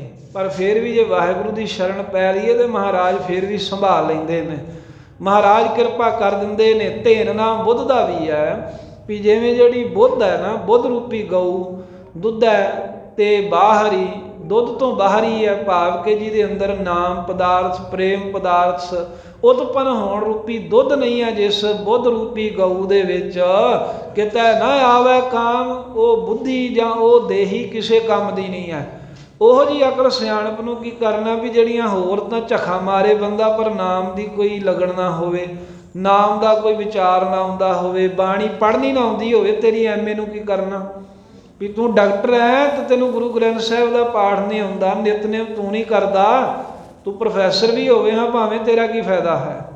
ਜਿਹੜੀ ਅਕਲ, ਜਿਹੜੀ ਬੁੱਧ ਦੁਨੀਆ ਦੀਆਂ ਸਿਆਣਪਾਂ ਬਹੁਤ ਜਾਣਦੀ ਹੋਵੇ, ਪਰ ਜੇ ਤੈਨੂੰ ਪਾਠ ਹੀ ਨਹੀਂ ਸੁੱਧ ਕਰਨਾ ਆਇਆ, ਜੇ ਤੈਨੂੰ ਮਹਾਰਾਜ ਸਾਹਿਬ ਦੀ ਬਾਣੀ ਦਾ ਅੱਖਰ ਗਿਆਨ ਹੀ ਨਹੀਂ ਹੋਇਆ, ਫਿਰ ਤੇਰੀ ਇਹੋ ਜਿਹੀ ਅਕਲ ਨੂੰ ਅਸੀਂ ਕੀ ਕਰੀਏ। ਇਹ ਬਸ ਉਸੇ ਤਰ੍ਹਾਂ ਹੀ ਹੈ ਜਿਵੇਂ ਗਾਂ ਦੁੱਧ ਤੋਂ ਬਗੈਰ ਧੱਕੇ ਖਾਂਦੀ ਹੈ ਨਾ, ਇਸੇ ਪ੍ਰਕਾਰ ਉਹ ਬੰਦਾ ਜਿਹਦੀ ਬੁੱਧ ਰੂਪੀ ਗਊ ਦੇ ਵਿੱਚ ਵਾਹਿਗੁਰੂ ਦਾ ਨਾਮ ਰੂਪੀ ਪ੍ਰੇਮ ਪਦਾਰਥ ਨਹੀਂ, ਗੁਰਬਾਣੀ ਦਾ ਪ੍ਰੇਮ ਪਦਾਰਥ ਨਹੀਂ, ਉਹ ਕਿਸੇ ਕੰਮ ਨਹੀਂ ਆਉਂਦਾ, ਕਿਸੇ ਕੰਮ ਨਹੀਂ। ਉਹ ਦੁਨੀਆ ਦੀ ਵੱਡੀ ਤੋਂ ਵੱਡੀ ਪੜ੍ਹਾਈ ਫਿਲਾਸਫਰ ਹੋਵੇ, ਭਾਵੇਂ ਡਾਕਟਰ ਹੋਵੇ, ਪ੍ਰੋਫੈਸਰ ਹੋਵੇ। ਡਾਕਟਰ ਦੋ ਤਰ੍ਹਾਂ ਦੇ ਹੁੰਦੇ ਆ, ਇੱਕ ਪੜ੍ਹਾਈ ਵਿੱਚ ਡਾਕਟਰ ਦੀ ਪਦਵੀ ਹੁੰਦੀ ਹੈ, ਤੇ ਇੱਕ ਡਾਕਟਰ ਹੁੰਦੇ ਨੇ ਜਿਹੜੇ ਜੋ MBBS ਵਗੈਰਾ ਕਰਕੇ ਤੇ ਇਲਾਜ ਕਰਦੇ ਆ, ਜਿਨ੍ਹਾਂ ਨੂੰ ਸਰੀਰ ਦੀ ਪੜ੍ਹਾਈ ਕਰਾਈ ਜਾਂਦੀ ਹੈ। ਇੱਕ ਕਿਤਾਬਾਂ ਦੀ ਪੜ੍ਹਾਈ ਜਿਹੜੀ ਬਹੁਤ ਜ਼ਿਆਦਾ ਕਰ ਲੈਣ, ਉਹਨਾਂ ਨੂੰ ਵੀ ਕਹਿੰਦੇ ਵੀ ਇਹ ਡਾਕਟਰ ਹੈ, ਉਹਨੂੰ ਯੂਨੀਵਰਸਿਟੀ ਦਾ ਮੁਖੀ ਲਾ ਦਿੰਦੇ, ਸਾਰੇ ਪ੍ਰੋਫੈਸਰਾਂ ਤੋਂ ਅੱਗੇ ਵੀ ਲਾ ਦਿੰਦੇ ਵੀ ਇਹ ਮੁਖੀ ਹੈ। ਸਤਿਗੁਰੂ ਮਹਾਰਾਜ ਕਹਿੰਦੇ ਵੀ ਉਹ ਬੁੱਧ ਰੂਪੀ ਗਾਂ ਕਿਸੇ ਕੰਮ ਨਹੀਂ ਹੈ, ਜਿਹਦੇ ਵਿੱਚ ਵਾਹਿਗੁਰੂ ਦਾ ਪ੍ਰੇਮ ਰੂਪੀ ਦੁੱਧ ਹੀ ਨਹੀਂ ਪੈਦਾ ਹੋਇਆ, ਉਹ ਕਿਸੇ ਕੰਮ ਨਹੀਂ, ਨਾ ਬੁੱਧ ਨਾ ਦੇਹ, ਉਹਨਾਂ ਦਾ ਕੋਈ ਲਾਭ ਨਹੀਂ, ਫਾਇਦਾ ਨਹੀਂ ਹੈ। ਜਲ ਬਿਨ ਸਾਖ ਕਮਲਾਵਤੀ, ਜਲ ਬਿਨ ਸਾਖ ਕੁਮਲਾਵਤੀ। ਫਿਰ ਇੱਕ ਹੋਰ ਉਦਾਹਰਣ ਦਿੰਦੇ ਨੇ, ਗਊ ਵਾਲੀ ਵੀ ਕਿਉਂਕਿ ਸਾਨੂੰ ਸਮਝ ਆਉਣ ਵਾਲੀ ਹੈ, ਤੇ ਫਿਰ ਇੱਕ ਖੇਤੀ ਦੀ ਉਦਾਹਰਣ ਦੂਜੀ ਦਿੰਦੇ ਨੇ ਮਹਾਰਾਜ। ਕਹਿੰਦੇ ਜਿਵੇਂ ਇਹ ਵਾਹਿਗੁਰੂ ਜੀ ਜਲ ਬਿਨ, ਪਾਣੀ ਤੋਂ ਬਗੈਰ, ਪਾਣੀ ਨਾ ਹੋਵੇ, ਪਾਣੀ ਤੋਂ ਬਗੈਰ ਸਾਖ ਕੁਮਲਾਵਤੀ। ਸਾਖ ਕਹਿੰਦੇ ਨੇ ਖੇਤੀ ਨੂੰ, ਵੀ ਕੋਈ ਖੇਤੀ ਕੋਈ ਫਸਲ ਬੀਜੀਏ ਤੇ ਪਾਣੀ ਤੋਂ ਬਗੈਰ ਉਹ ਕੁਮਲਾ ਜਾਂਦੀ ਹੈ, ਉਹਦੀਆਂ ਜੜ੍ਹਾਂ ਸੁੱਕ ਜਾਂਦੀਆਂ ਨੇ। ਜਿਵੇਂ ਹੁਣ ਕਣਕ ਦਾ ਹੀ ਇਹ ਸਮਾਂ ਚੱਲ ਰਿਹਾ, ਵੀ ਜੇ ਸਾਧ ਸੰਗਤ ਇਹਨੂੰ ਪਾਣੀ ਨਾ ਦਿੱਤਾ ਜਾਂਦਾ ਜਦ ਬੀਜਿਆ ਸੀ, ਪਾਣੀ ਤੋਂ ਬਗੈਰ ਜੜ੍ਹਾਂ ਕੁਮਲਾ ਜਾਂਦੀਆਂ, ਭਾਵ ਸੁੱਕ ਜਾਂਦੀਆਂ। ਜੜ ਕੁਮਲਾਵੇ ਤੇ ਭਾਵੇਂ ਉਹ ਸਿੱਟਾ ਜਿਹੜਾ ਜਾਂ ਉਹ ਬੂਟਾ ਖੜਾ ਵੀ ਰਹੇ, ਉਹਨੂੰ ਦਾਣੇ ਨਹੀਂ ਲੱਗਦੇ, ਉਹ ਸੜਿਆ ਜਿਹਾ ਸਿੱਟਾ ਨਿਕਲਦਾ ਉਹਦੇ ਵਿੱਚੋਂ। ਜੇ ਮਹਾਰਾਜ ਸਾਹਿਬ ਕਹਿੰਦੇ ਵੀ ਪਾਣੀ ਨਾ ਪਾਇਆ ਜਾਵੇ, ਜਲ ਬਿਨ ਸਾਖ ਕੁਮਲਾਵਤੀ, ਪਾਣੀ ਤੋਂ ਬਗੈਰ ਖੇਤੀ ਜਿਵੇਂ ਕੁਮਲਾ ਜਾਂਦੀ ਹੈ, ਭਾਵ ਜਿਵੇਂ ਸੜ ਜਾਂਦੀ ਹੈ। ਉਪਜੈ ਨਾਹੀ ਦਾਮ, ਜਦੋਂ ਖੇਤੀ ਕੁਮਲਾ ਗਈ, ਉਹਨੂੰ ਦਾਣੇ ਨਹੀਂ ਪਏ, ਦਾਣੇ ਨਹੀਂ ਪਏ ਤਾਂ ਬਹੁਲ ਨਹੀਂ ਲੱਗਾ, ਜੇ ਬਹੁਲ ਨਹੀਂ ਲੱਗਾ ਤੇ ਉਹਨੂੰ ਵੇਚ ਕੇ ਫਿਰ ਪੈਸੇ ਕਿੱਥੋਂ ਕੋਈ ਵੱਟ ਲੂਗਾ। ਉਪਜਾ ਹੈ ਨਾ ਹੀ ਦਾਮ, ਦਾਮ ਨਾਮ ਹੈ ਦਮੜਿਆਂ ਦਾ। ਫਿਰ ਉਹ ਖੇਤੀ ਜਿਹੜੀ ਪਾਣੀ ਤੋਂ ਬਿਨਾਂ ਸੁੱਕ ਗਈ ਹੈ, ਦਾਣੇ ਨਿਕਲੇ ਨਹੀਂ ਉਹ ਤੋਂ, ਫਿਰ ਦਮੜੇ ਨਹੀਂ ਮਿਲਦੇ, ਸਗੋਂ ਜਿਹੜਾ ਕੋਲੋਂ ਲਾਇਆ ਉਹ ਵੀ ਜਾਂਦਾ। ਕਹਿੰਦੇ ਮਣ ਬੀਜ ਪਾਇਆ ਸੀ, ਕੋਈ ਕਹਿੰਦਾ 2 ਮਣ ਪਾਇਆ ਸੀ, ਉਹ ਵੀ ਗਿਆ। ਕਹਿੰਦੇ ਉਹ ਬੀਜ ਵੀ ਗਿਆ ਜਿੰਨਾ ਪਾਇਆ ਸੀ, ਪਰ ਉਤੋਂ ਲਾਭ ਵੀ ਕੋਈ ਨਾ ਹੋਇਆ। ਇਸੇ ਤਰ੍ਹਾਂ ਜਿਵੇਂ ਖੇਤੀ ਪਾਣੀ ਤੋਂ ਬਗੈਰ ਦਮੜੇ ਨਹੀਂ ਦਿੰਦੀ, ਜਲ ਬਿਨ ਸਾਖ ਕੁਮਲਾਵਤੀ। ਇੱਥੇ ਜਲ ਕੀ ਹੈ? ਜਿਹੜਾ ਵਾਹਿਗੁਰੂ ਦਾ ਪਿਆਰ ਹੋਣਾ ਹੈ। ਇਹ ਮਾਨੋ ਵੀ ਵਾਹਿਗੁਰੂ ਦੀ ਜੋ ਸ਼ਰਧਾ ਹੋਣੀ ਹੈ ਨਾ, ਪਰਮੇਸ਼ਰ ਦੀ ਸ਼ਰਧਾ ਜਿਹੜੀ ਹੈ, ਇਹ ਤਾਂ ਹੋ ਗਿਆ ਜਲ। ਅਤੇ ਸਾਖ ਖੇਤੀ ਕਿਹੜੀ ਹੈ? ਖੇਤੀ ਹੈ ਸ਼ੁਭ ਗੁਣਾਂ ਦੀ। ਸਤ, ਸੰਤੋਖ, ਦਇਆ, ਧਰਮ ਆਦਿਕ ਸ਼ੁਭ ਗੁਣ ਇਹ ਨੇ ਖੇਤੀ। ਕਹਿੰਦੇ ਵੀ ਬੰਦੇ ਦੇ ਕੋਲੇ ਸ਼ੁਭ ਗੁਣ ਹੋਣ, ਪਰ ਜੇ ਸ਼ਰਧਾ ਨਾ ਹੋਵੇ ਤਾਂ ਇਹ ਫਿਰ ਸਹੀਜੇ ਸਹੀਜੇ ਗੁਣ ਸੜ ਜਾਂਦੇ ਹਨ, ਇਹ ਗੁਣ ਖਤਮ ਹੋ ਜਾਂਦੇ ਨੇ। ਸ਼ਰਧਾ ਪ੍ਰੇਮ ਰੂਪੀ ਜਲ ਤੋਂ ਬਗੈਰ ਜਿਸ ਪ੍ਰਕਾਰ ਦੇ ਨਾਲ ਸ਼ੁਭ ਗੁਣਾਂ ਦੀ ਖੇਤੀ ਕੁਮਲਾਵਤੀ ਕੁਮਲਾ ਜਾਂਦੀ ਹੈ, ਬੰਦੇ ਦੇ ਅੰਦਰੋਂ ਚੰਗੇ ਗੁਣ ਖਤਮ ਹੋ ਜਾਂਦੇ ਹਨ। ਉਪਜੈ ਨਾਹੀ ਦਾਮ। ਤੇ ਜਦੋਂ ਸ਼ੁਭ ਗੁਣ ਖਤਮ ਹੋ ਗਏ ਤੇ ਮੁਕਤੀ ਰੂਪੀ ਜਿਹੜਾ ਦਾਮ ਹੈ ਨਾ, ਦਮੜਾ, ਉਹ ਨਹੀਂ ਫਿਰ ਪੈਦਾ ਹੁੰਦਾ। ਜਦੋਂ ਸ਼ੁਭ ਗੁਣ ਖਤਮ ਹੋ ਗਏ ਤੇ ਸ਼ੁਭ ਗੁਣਾਂ ਦੀ ਖੇਤੀ ਤੋਂ ਬਗੈਰ ਅੱਗੇ ਜਿਹੜਾ ਦਾਣੇ ਪੈਣੇ ਸਨ, ਜਿਹੜਾ ਵਾਹਿਗੁਰੂ ਨਾਲ ਮੇਲ ਮਿਲਾਪ ਹੋਣ ਰੂਪੀ ਬੋਹਲ ਜਿਹੜਾ ਅੱਗੇ ਬਣਨਾ ਸੀ, ਕਹਿੰਦੇ ਵੀ ਉਹ ਬੋਹਲ ਹੀ ਨਹੀਂ ਜਦੋਂ ਲੱਗਾ। ਭਾਵ ਜਦੋਂ ਸ਼ੁਭ ਗੁਣ ਪ੍ਰਾਪਤ ਹੀ ਨਹੀਂ ਹੋਏ, ਸ਼ੁਭ ਗੁਣਾਂ ਤੋਂ ਬਗੈਰ ਫਿਰ ਵਾਹਿਗੁਰੂ ਦੀ ਪ੍ਰਾਪਤੀ ਰੂਪੀ ਦਮੜੇ ਕਿੱਥੋਂ ਪੈਦਾ ਹੋਣ। ਭਾਵ ਕਿ ਕੋਈ ਮੁੱਲ ਨਹੀਂ ਪੈਂਦਾ, ਵਾਹਿਗੁਰੂ ਦੀ ਪ੍ਰਾਪਤੀ ਨਹੀਂ ਹੁੰਦੀ, ਅਥਵਾ ਮੁਕਤੀ ਦੀ ਦਾਤ ਪ੍ਰਾਪਤ ਨਹੀਂ ਹੁੰਦੀ। ਇਹ ਸਮਝ ਲਓ ਵੀ ਦਮੜੇ ਨਹੀਂ ਪੈਦਾ ਹੋਏ, ਇਹ ਮੁੱਲ ਨਹੀਂ ਪਿਆ। ਸ਼ਰਧਾ ਜਦੋਂ ਵੀ ਖਤਮ ਹੋ ਗਈ, ਉਦੋਂ ਸਮਝੋ ਤੁਹਾਡੇ ਅੰਦਰੋਂ ਗੁਣ ਖਤਮ ਹੋ ਗਏ। ਕਿਉਂਕਿ ਆਮ ਬਚਨ ਹੈ ਸ਼ਰਧਾਵਾਨੰ ਲੱਭਤੇ ਗਿਆਨੰ। ਜਿਹੜੇ ਸ਼ਰਧਾ ਵਾਲੇ ਨੇ ਬ੍ਰਹਮ ਗਿਆਨ ਉਹਨਾਂ ਨੂੰ ਮਿਲਦਾ, ਤੇ ਬ੍ਰਹਮ ਗਿਆਨ ਹੀ ਵਾਹਿਗੁਰੂ ਦੀ ਪ੍ਰਾਪਤੀ ਦਾ ਇੱਕ ਮੁੱਖ ਸਾਧਨ ਹੈ। ਤੇ ਧੰਨ ਗੁਰੂ ਅਰਜਨ ਦੇਵ ਮਹਾਰਾਜ ਸਾਹਿਬ ਕਹਿੰਦੇ ਵੀ ਜਿਵੇਂ ਪਾਣੀ ਤੋਂ ਬਿਨਾਂ ਖੇਤੀ ਸੁੱਕ ਜਾਵੇ, ਮੁੱਲ ਨਹੀਂ ਮਿਲਦਾ, ਸ਼ਰਧਾ ਤੋਂ ਬਿਨਾਂ ਗੁਣ ਖਤਮ ਹੋ ਜਾਂਦੇ ਨੇ, ਵਾਹਿਗੁਰੂ ਨਹੀਂ ਮਿਲਦਾ। ਹਰ ਨਾਮ ਮਿਲਿਐ ਸਾਜਨੇ। ਹਰ ਨਾ ਮਿਲਿਐ ਸਾਜਨੈ। ਸਤਿਗੁਰੂ ਮਹਾਰਾਜ ਜੀ ਕਹਿੰਦੇ ਵੀ ਜੋ ਹਰ ਹਰੀ ਪਰਮੇਸ਼ਰ, ਜੋ ਨਾਹ ਪਤੀ ਹੈ, ਜੇ ਉਹ ਨਾਹ ਪਤੀ ਪਰਮੇਸ਼ਰ ਨੂੰ ਨਾ ਕਹਿੰਦੇ ਵੀ ਮਿਲਿਆ ਜਾਵੇ, ਜੇ ਵਾਹਿਗੁਰੂ ਦਾ ਮਿਲਾਪ ਨਾ ਹੋਵੇ ਇਸ ਜੀਵ ਇਸਤਰੀ ਨੂੰ, ਜਿਵੇਂ ਪਤੀ ਵਰਤਾ ਔਰਤ ਹੀ ਹੈ, ਪਤੀ ਵਰਤਾ ਔਰਤ ਆਪਣੇ ਪਤੀ ਨੂੰ, ਆਪਣੇ ਸਿਰ ਦੇ ਸਾਈਂ ਨੂੰ ਨਾ ਮਿਲੇ। ਕਤ ਪਾਈਏ ਵਿਸਰਾਮ। ਕਤ ਪਾਈਐ ਵਿਸਰਾਮ। ਦੱਸੋ ਵੀ ਕਿਵੇਂ ਫਿਰ ਵਿਸਰਾਮ ਉਹ ਪਾ ਸਕਦੀ? ਉਹਨੂੰ ਸੁੱਖ ਹੀ ਨਹੀਂ ਹੈ। ਜਿਹੜੀ ਪਤੀ ਵਰਤਾ ਔਰਤ ਦਾ, ਪਤੀ ਤੋਂ ਬਿਨਾਂ ਨਹੀਂ ਉਹਨੂੰ ਸੁੱਖ। ਵਿਭਚਾਰਣਾ ਦੀ ਤਾਂ ਗੱਲ ਹੀ ਨਹੀਂ ਮਹਾਰਾਜ ਇਹ ਕਰ ਰਹੇ। ਕਹਿੰਦੇ ਜਿਵੇਂ ਪਤੀ ਵਰਤਾ ਧਰਮ ਵਿੱਚ ਪੱਕੀ ਔਰਤ, ਜੇ ਉਹਦਾ ਸਿਰ ਦਾ ਸਾਈਂ ਉਹਨੂੰ ਮਿਲਿਆ ਨਹੀਂ ਹੈ, ਵਿਛੜਿਆ ਏ, ਉਹ ਕਿਵੇਂ ਚੈਨ ਪਾ ਸਕਦੀ? ਨਹੀਂ ਸੁੱਖ ਪਾਉਂਦੀ। ਇਸੇ ਤਰ੍ਹਾਂ ਹਰ ਨਾ ਮਿਲੀ ਹੈ ਸਾਜਨ ਹੈ। ਹਰੀ ਵਾਹਿਗੁਰੂ ਜੋ ਸਾਰੇ ਜੀਵਾਂ ਦਾ ਪਤੀ ਹੈ, ਜਿੰਨਾ ਚਿਰ ਜੀਵ ਇਸਤਰੀ ਨੂੰ ਉਹ ਪਤੀ ਪਰਮੇਸ਼ਰ ਜੋ ਸਾਜਨ ਹੈ, ਸੱਜਣ ਹੈ, ਲੋਕ ਪਰਲੋਕ ਦਾ, ਮਾਤਾ ਦੇ ਗਰਭ ਦਾ ਵੀ ਜਿਹੜਾ ਸੱਜਣ ਹੈ, ਉਹ ਸੱਜਣ ਰੂਪ ਹਰੀ ਵਾਹਿਗੁਰੂ ਦੇ ਨਾਲ ਜੇ ਮਿਲਾਪ ਨਹੀਂ ਹੋਇਆ, ਜੋ ਪਰਮੇਸ਼ਰ ਦੇ ਨਾਲ ਮੇਲ ਨਹੀਂ ਹੋਇਆ, ਕਤ ਪਾਈ ਹੈ ਵਿਸਰਾਮ। ਤਾਂ ਕਤ ਕਿਸ ਤਰ੍ਹਾਂ, ਕਿਵੇਂ? ਕਹਿੰਦੇ ਵੀ ਵਿਸਰਾਮ ਨਾਮ ਹੈ ਸੁੱਖ ਦਾ। ਵੀ ਸੁੱਖ ਕਿਵੇਂ ਪਾ ਸਕਦੇ ਆ? ਪਤੀ ਪਰਮੇਸ਼ਰ ਤੋਂ ਬਗੈਰ ਕਿਵੇਂ ਸੁੱਖ ਮਿਲੇਗਾ? ਜਿਵੇਂ ਬੰਦਾ ਭਟਕਦਾ ਹੀ ਰਹੇ ਨਾ, ਭਟਕਦਾ ਰਹੇ, ਥੱਕ ਜਾਵੇ, ਕਹਿੰਦੇ ਵੀ ਹੁਣ ਵਿਸਰਾਮ ਕਰ ਲੈ, ਵੀ ਇੱਕ ਥਾਂ ਤੇ ਟਿਕ ਕੇ ਆਰਾਮ ਕਰ ਲੈ, ਸੁੱਖ ਕਰ ਲੈ। ਇਹ ਵਿਸਰਾਮ ਸ਼ਬਦ ਮਹਾਰਾਜ ਨੇ ਹੁਣ ਤਾਂ ਵਰਤਿਆ ਵੀ ਪਿੱਛੇ ਸ਼ਬਦ ਆਇਆ ਸੀ ਵੀ ਮਹਾਰਾਜ ਭਰਮਦੇ ਆ, ਬੜੇ ਭਰਮੇ ਆ, ਥੱਕ ਗਏ ਆ, ਤੇ ਪਾਤਸ਼ਾਹ ਜੀ ਅਸੀਂ ਵਿਸ਼ਰਾਮ ਚਾਹੁੰਦੇ ਆ। ਅਸੀਂ ਚਾਹੁੰਦੇ ਆ ਵੀ ਸੁੱਖ ਮਿਲੇ, ਟਿਕਾਓ ਆਵੇ, ਸਾਨੂੰ ਆਨੰਦ ਮਿਲੇ, ਅਸੀਂ ਉਹ ਚਾਹੁੰਦੇ ਆ। ਤੇ ਪਰ ਪਾਤਸ਼ਾਹ ਕਹਿੰਦੇ ਵੀ ਜੇ ਹਰੀਪਤੀ ਪਰਮੇਸ਼ਰ ਵਾਹਿਗੁਰੂ ਤੂੰ ਮਿਲਿਆ ਨਹੀਂ ਸਾਨੂੰ, ਤਾਂ ਅਸੀਂ ਦੱਸ ਕਿਵੇਂ ਵਿਸਰਾਮ ਪਾ ਸਕਦੇ ਹਾਂ? ਤੇਰੇ ਤੋਂ ਬਗੈਰ ਸੁੱਖ ਨਹੀਂ ਮਿਲ ਸਕਦਾ। ਜਿਤ ਘਰ ਹਰ ਕੰਤ ਨਾ ਪ੍ਰਗਟਾਏ। ਜਿਤ ਘਰ ਕਹਿੰਦੇ ਵੀ ਜਿਵੇਂ ਪ੍ਰਤੱਖ ਜਿਸ ਘਰ ਦੇ ਵਿੱਚ ਹਰ ਕੰਤ, ਜੋ ਆਪਣੇ ਕੰਤ ਨੂੰ, ਪਤੀ ਨੂੰ ਪਰਮੇਸ਼ਰ ਦਾ ਰੂਪ ਜਾਣਨ ਵਾਲੀ ਜਿਹੜੀ ਇਸਤਰੀ ਹੈ, ਜੇ ਉਹਦੇ ਘਰ ਦੇ ਵਿੱਚ ਜੋ ਕੰਤ ਮਾਲਕ ਆ ਕੇ ਉਹਦੇ ਸਿਰ ਦਾ ਸਾਈਂ ਪ੍ਰਗਟਿਆ ਨਹੀਂ ਹੈ, ਭਾਵ ਕਿ ਸਾਹਮਣੇ ਉਹਨੂੰ ਦਿਖਦਾ ਨਹੀਂ ਘਰ ਦੇ ਵਿੱਚ। ਭੱਠ ਨਗਰ ਸੇ ਗ੍ਰਾਮ। ਕਹਿੰਦੇ ਭਾਵੇਂ ਉਹ ਨਗਰ ਸ਼ਹਿਰ ਦੇ ਵਿੱਚ ਵਸਣ ਵਾਲੀਆਂ ਬੀਬੀਆਂ ਹੋਣ, ਤੇ ਭਾਵੇਂ ਉਹ ਗ੍ਰਾਮ ਪਿੰਡਾਂ 'ਚ ਰਹਿਣ ਵਾਲੀਆਂ ਬੀਬੀਆਂ ਹਨ, ਜੋ ਪਤੀ ਵਰਤਾ ਨੇ, ਜੇ ਘਰ ਦੇ ਵਿੱਚ ਉਹਨਾਂ ਨੂੰ ਆਪਣੇ ਸਵਾਮੀ ਦੇ ਦਰਸ਼ਨ ਨਹੀਂ ਨਾ ਹੁੰਦੇ, ਤਾਂ ਉਹਨਾਂ ਵਾਸਤੇ ਉਹ ਘਰ ਇੱਦਾਂ ਹੀ ਤਪਦਾ ਜਿਵੇਂ ਭੱਠਾ ਤਪਦਾ ਨਾ ਇੱਟਾਂ ਵਾਲਾ, ਜਿਵੇਂ ਭੱਠੇ ਦੇ ਇੱਟਾਂ ਤਪਦੀਆਂ ਨੇ, ਭਾਵੇਂ ਸ਼ਹਿਰ ਹੈ ਭਾਵੇਂ ਕਹਿੰਦੇ ਪਿੰਡ ਹੈ, ਉੱਥੇ ਰਹਿਣ ਵਾਲੀਆਂ ਉਹ ਮਾਈਆਂ ਬੀਬੀਆਂ ਜਿਹੜੀਆਂ ਹਨ, ਜਿਨ੍ਹਾਂ ਦੇ ਘਰ ਦੇ ਵਿੱਚ ਸਵਾਮੀ ਦੇ ਉਹਨਾਂ ਨੂੰ ਦਰਸ਼ਨ ਨਹੀਂ ਹੁੰਦੇ, ਉਹ ਤਪਦੀਆਂ ਰਹਿੰਦੀਆਂ ਹਨ। ਇਸੇ ਤਰ੍ਹਾਂ ਅੰਤਰੀਕ ਭਾਵ ਹੈ ਇਸ ਦਾ, ਜਿਤ ਘਰ ਹਰ ਕੰਤ ਨਾ ਪ੍ਰਗਟਈ। ਜਿਸ ਘਰ ਸਰੀਰ ਰੂਪੀ ਘਰ ਦੇ ਵਿੱਚ, ਜਾਂ ਜਿਸ ਦੇ ਹਿਰਦੇ ਰੂਪੀ ਘਰ ਵਿੱਚ, ਜਿਤ ਘਰ, ਘਰ ਨਾਮ ਹੈ ਇਸੇ ਹਿਰਦੇ ਦਾ, ਜਿਹਦੇ ਹਿਰਦੇ ਰੂਪੀ ਘਰ ਦੇ ਵਿੱਚ ਹਰ ਕੰਤ ਹਰੀ ਪਰਮੇਸ਼ਰ ਪਤੀ ਮਾਲਕ ਨਾ ਪ੍ਰਗਟਈ, ਨਹੀਂ ਕਹਿੰਦੇ ਪ੍ਰਗਟ ਹੋਇਆ, ਭਾਵ ਇਹ ਹੈ ਵੀ ਸਾਖਿਆਤ ਨਹੀਂ ਹੋਇਆ ਜਿਹਦੇ ਅੰਦਰ, ਜਿਹਨੂੰ ਪ੍ਰਤੱਖ ਰੂਪ ਦੇ ਵਿੱਚ ਹਿਰਦੇ ਵਿੱਚੋਂ ਵਾਹਿਗੁਰੂ ਦੇ ਦਰਸ਼ਨ ਨਹੀਂ ਹੋਏ। ਭੱਠ ਨਗਰ ਸੇ ਗ੍ਰਾਮ, ਕਹਿੰਦੇ ਵੀ ਉਹ ਨਗਰ ਸ਼ਹਿਰ ਤੋਂ ਭਾਵ ਉਹ ਸਰੀਰ ਵੀ ਭੱਠੇ ਦੇ ਵਾਂਗ ਤਪਦਾ ਹੈ, ਤੇ ਗ੍ਰਾਮ ਪਿੰਡ ਤੋਂ ਭਾਵ ਉਹਦੇ ਇੰਦਰੇ ਵੀ ਤਪਦੇ ਰਹਿੰਦੇ ਨੇ। ਉਹ ਸਰੀਰ ਵੀ ਦੁਖੀ ਰਹਿੰਦਾ ਹੈ ਤੇ ਉਹਦੇ ਇੰਦਰੇ ਵੀ ਹਰ ਸਮੇਂ ਜਿਹੜੇ ਹਨ ਦੁਖੀ ਰਹਿੰਦੇ ਹਨ ਭੱਠੇ ਦੇ ਵਾਂਗ।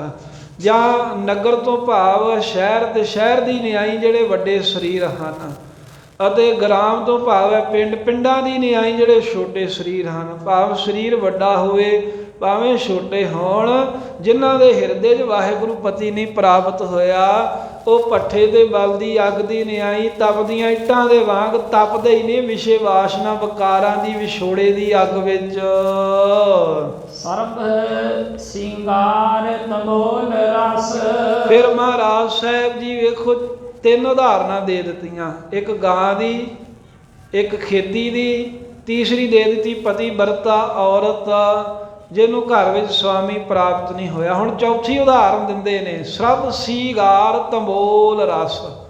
ਕਹਿੰਦੇ ਵੀ ਵੇਖੋ ਉਦਾਹਰਨ ਇਹ ਤੀਸਰੀ ਨਾਲ ਹੀ ਸੰਬੰਧਿਤ ਚੌਥੀ ਹੈ, ਵੀ ਜਿਵੇਂ ਪਤੀ ਨਹੀਂ ਮਿਲਿਆ ਜਿਸ ਪਤੀ ਵਰਤਾ ਨੂੰ, ਹੁਣ ਅੱਗੇ ਕਹਿੰਦੇ ਉਹਨੇ ਸ਼ਿੰਗਾਰ ਵੀ ਭਾਵੇਂ ਕੀਤੇ ਹੋਣ, ਜਿਵੇਂ ਸਰਬ ਸੀਗਾਰ, ਸਰਬ ਤੋਂ ਭਾਵ ਹੈ ਸਾਰੇ ਤਰ੍ਹਾਂ ਦੇ ਸੀਗਾਰ, 16 ਤਰ੍ਹਾਂ ਦੇ ਸ਼ਿੰਗਾਰ ਜਿਹੜੇ ਨੇ ਉਹ ਮੰਨੇ ਗਏ ਹਨ, ਜਿਹਦੇ ਵਿੱਚ ਸੋਹਣੇ ਵਸਤਰ ਪਹਿਨਣ ਤੋਂ ਲੈ ਕੇ ਹਰ ਤਰ੍ਹਾਂ ਦਾ ਗਹਿਣਾ ਗੱਟਾ ਪਹਿਨ ਲੈਣਾ। ਕਹਿੰਦੇ ਵੀ ਇਹ ਸਾਰਾ ਕੁਝ ਹੀ ਪਹਿਨੇ ਹੋਵੇ। 16 ਤਰ੍ਹਾਂ ਦੇ ਉਹ ਸੁਹਾਗਣ ਨੇ ਸ਼ਿੰਗਾਰ ਕੀਤੇ ਹੋਣ, ਤੇ ਫਿਰ ਤੰਬੋਲ, ਪਾਨਾਂ ਦਾ ਬੀੜਾ, ਇਹ ਲੋਕ ਆਮ ਪੁਰਾਣੇ ਸਮੇਂ 'ਚ ਬਹੁਤ ਚਬਾਉਂਦੇ ਹੁੰਦੇ ਸੀ, ਵੀ ਬੁੱਲ ਜਿਹੜੇ ਲਾਲ ਜੇ ਹੋ ਜਾਂਦੇ ਆ, ਤੇ ਉਹ ਆਪਣੀ ਸੁੰਦਰਤਾ ਦੇ ਨਾਲ ਸੰਬੰਧਿਤ ਸਮਝਦੇ ਸੀ ਵੀ ਇਹ ਮੂੰਹ ਦੇ ਵਿੱਚੋਂ ਖੁਸ਼ਬੂ ਕਹਿੰਦੇ ਆਉਂਦੀ ਹੈ। ਮਹਾਰਾਜ ਸਾਹਿਬ ਨੇ ਤਾਂ ਸਖਤ ਮਨਾ ਕਰਤਾ ਇਹੋ ਜਿਹੀਆਂ ਕੁਰੀਤੀਆਂ ਤੋਂ ਸਾਨੂੰ, ਤੇ ਸਾਹਿਬ ਕਹਿੰਦੇ ਵੀ ਭਾਵੇਂ ਉਹ ਤੰਬੋਲ ਪਾਨਾਂ ਦਾ ਬੀੜਾ ਵੀ ਜੋ ਚਬਾਉਣ ਵਾਲੀ ਹੋਵੇ, ਅਤੇ ਫਿਰ ਇਸ ਦੇ ਨਾਲ ਤੰਬੋਲ ਰਸ, ਰਸ ਕਈ ਤਰ੍ਹਾਂ ਦੇ ਰਸ ਕਸ ਖਾਣ ਪੀਣ ਦੇ ਵਾਸਤੇ। ਕਸ ਹੁੰਦਾ ਹੈ ਸਾਧ ਸੰਗਤ ਜਿਹੜੀ ਕਸ ਪਾ ਕੇ, ਜਿਵੇਂ ਅੱਗ ਦਾ ਤਾਉ ਦੇ ਕੇ ਜਿਹੜੀ ਚੀਜ਼ ਕੱਢੀ ਜਾਵੇ ਉਹਨੂੰ ਕਸ ਕਹਿੰਦੇ ਨੇ, ਤੇ ਜਿਹੜੀ ਨਪੀੜ ਕੇ ਕੱਢੀ ਜਾਵੇ, ਜਿਵੇਂ ਗੰਨੇ ਨੂੰ ਨਪੀੜਦੇ ਉਹਨੂੰ ਰਸ ਕਹਿੰਦੇ ਨੇ। ਕਹਿੰਦੇ ਵੀ ਇਸ ਤਰ੍ਹਾਂ ਦੇ ਭਾਵੇਂ ਜਿੰਨੇ ਮਰਜ਼ੀ ਰਸ ਹੋਣ, ਭਾਵੇਂ ਅੱਗ ਦਾ ਤਾਉ ਦੇ ਕੇ ਕਸ ਬਣਾਏ ਹੋਣ, ਇਹ ਜਿੰਨੇ ਵੀ ਰਸ ਕਸ ਹਨ, ਸਣ ਦੇਹੀ ਸਭ ਖਾਮ। ਸਣ ਦੇਹੀ, ਸਣ ਨਾਮ ਹੈ ਸਮੇਤ ਦੇਹੀ ਦੇ ਸਭ ਖਾਮ, ਸਾਰੇ ਖਾਮ ਕੀ ਹੈ? ਕਚਿਆਈ ਵਾਲੇ ਹੀ ਨੇ, ਸਾਰੇ ਦੁਖਦਾਈ ਹੀ ਹਨ। ਵੀ ਜਦੋਂ ਸੁਹਾਗਣ ਨੂੰ ਪਤੀ ਵਰਤਾ ਨੂੰ ਉਹਦਾ ਪਤੀ ਨਹੀਂ ਮਿਲਿਆ, ਉਹਦੇ ਸ਼ਿੰਗਾਰ ਕਿਸ ਕੰਮ? ਉਹ ਰਸਕਸ ਜਿੰਨੇ ਮਰਜ਼ੀ ਖਾਣ ਨੂੰ ਪਦਾਰਥ ਹੋਣ, ਉਹਦੇ ਪਦਾਰਥ ਕਿਸ ਕੰਮ? ਉਹਦੇ ਸਰੀਰ ਦੇ ਸਮੇਤ ਸਾਰੇ ਸ਼ਿੰਗਾਰ ਕੀਤੇ ਕਚਿਆਈ ਵਾਲੇ ਨੇ। ਉਹਨਾਂ ਸਾਧਨਾਂ ਦਾ, ਉਹਨਾਂ ਸ਼ਿੰਗਾਰਾਂ ਦਾ ਕੋਈ ਲਾਭ ਨਹੀਂ, ਕੋਈ ਫਾਇਦਾ ਨਹੀਂ। ਇਸੇ ਤਰ੍ਹਾਂ ਅੰਤਰੀ ਭਾਵ ਹੈ ਧਰਮ ਦੇ ਸਾਧਨਾਂ ਦੇ ਸ਼ਿੰਗਾਰ, ਸਰਬ ਸ਼ਿੰਗਾਰ। ਕਹਿੰਦੇ ਵੀ ਸਾਰੇ ਤਰ੍ਹਾਂ ਦੇ ਭਾਵੇਂ ਸ਼ਿੰਗਾਰ ਕੀਤੇ ਹੋਣ, ਕਵੇ ਵੀ ਅਸੀਂ ਮਾਲਾ ਵੀ ਰੱਖੀ ਹੈ, ਅਸੀਂ ਤਾਂ ਵੀ ਖੜਾਵਾਂ ਹੀ ਪਹਿਨਦੇ ਹਾਂ, ਨੰਗੇ ਪੈਰੀ ਰਹਿੰਦੇ ਹਾਂ, ਭੁੰਜੇ ਹੀ ਸੌਂਦੇ ਹਾਂ, ਥੋੜ੍ਹਾ ਹੀ ਖਾਂਦੇ ਹਾਂ, ਘਰੋਂ ਬਾਹਰ ਰਹਿੰਦੇ ਹਾਂ। ਹੋਰ ਵੀ ਜਿਹੜੇ ਧਰਮ ਦੇ ਜਿਹੜੇ ਲਿਬਾਸ ਹੋਣ, ਕਵੇ ਵੀ ਮੈਂ ਤਾਂ ਧਰਮੀ ਹੈ, ਵੀ ਵਿਖਾਉਣ ਨੂੰ ਬਾਹਰੋਂ ਬੰਦਾ ਲੱਗੇ ਵੀ ਇਹ ਧਰਮੀ ਹੈ। ਮਹਾਰਾਜ ਸਾਹਿਬ ਕਹਿੰਦੇ ਬਾਹਰੋਂ ਧਰਮ ਦੇ ਨਾਂ ਦੇ ਸਾਰੇ ਤਰ੍ਹਾਂ ਦੇ ਸ਼ਿੰਗਾਰ ਕੀਤੇ ਹੋਣ, ਤੇ ਤੰਬੋਲ ਪਾਨਾਂ ਦੀ ਬੀੜੇ ਚਬਾਉਣ ਦੀ ਨਿਆਈ ਕੀ ਹੈ? ਵੀ ਮਹਾਂਵਾਕਾਂ ਨੂੰ ਜਾਣਦਾ ਹੋਵੇ, ਭਾਵ ਕਿ ਬਹੁਤ ਹੀ ਜ਼ੁਬਾਨੀ, ਕਹਿੰਦੇ ਵੀ ਇਹਨੇ ਗ੍ਰੰਥਾਂ ਦੇ ਵਿੱਚੋਂ ਬਾਣੀ ਵੀ ਯਾਦ ਕੀਤੀ ਹੋਵੇ, ਲੋਕਾਂ ਨੂੰ ਵੀ ਬੜਾ ਇਹ ਵਿਦਵਾਨ ਹੈ, ਵੀ ਸਾਰਾ ਕੁਝ ਜ਼ੁਬਾਨੀ ਆਉਂਦਾ ਹੈ। ਅਤੇ ਹੋਰ ਅਨੇਕ ਤਰ੍ਹਾਂ ਦੇ ਕਹਿੰਦੇ ਵੀ ਰਸ ਕਸ ਜਿਹੜੇ ਹਨ,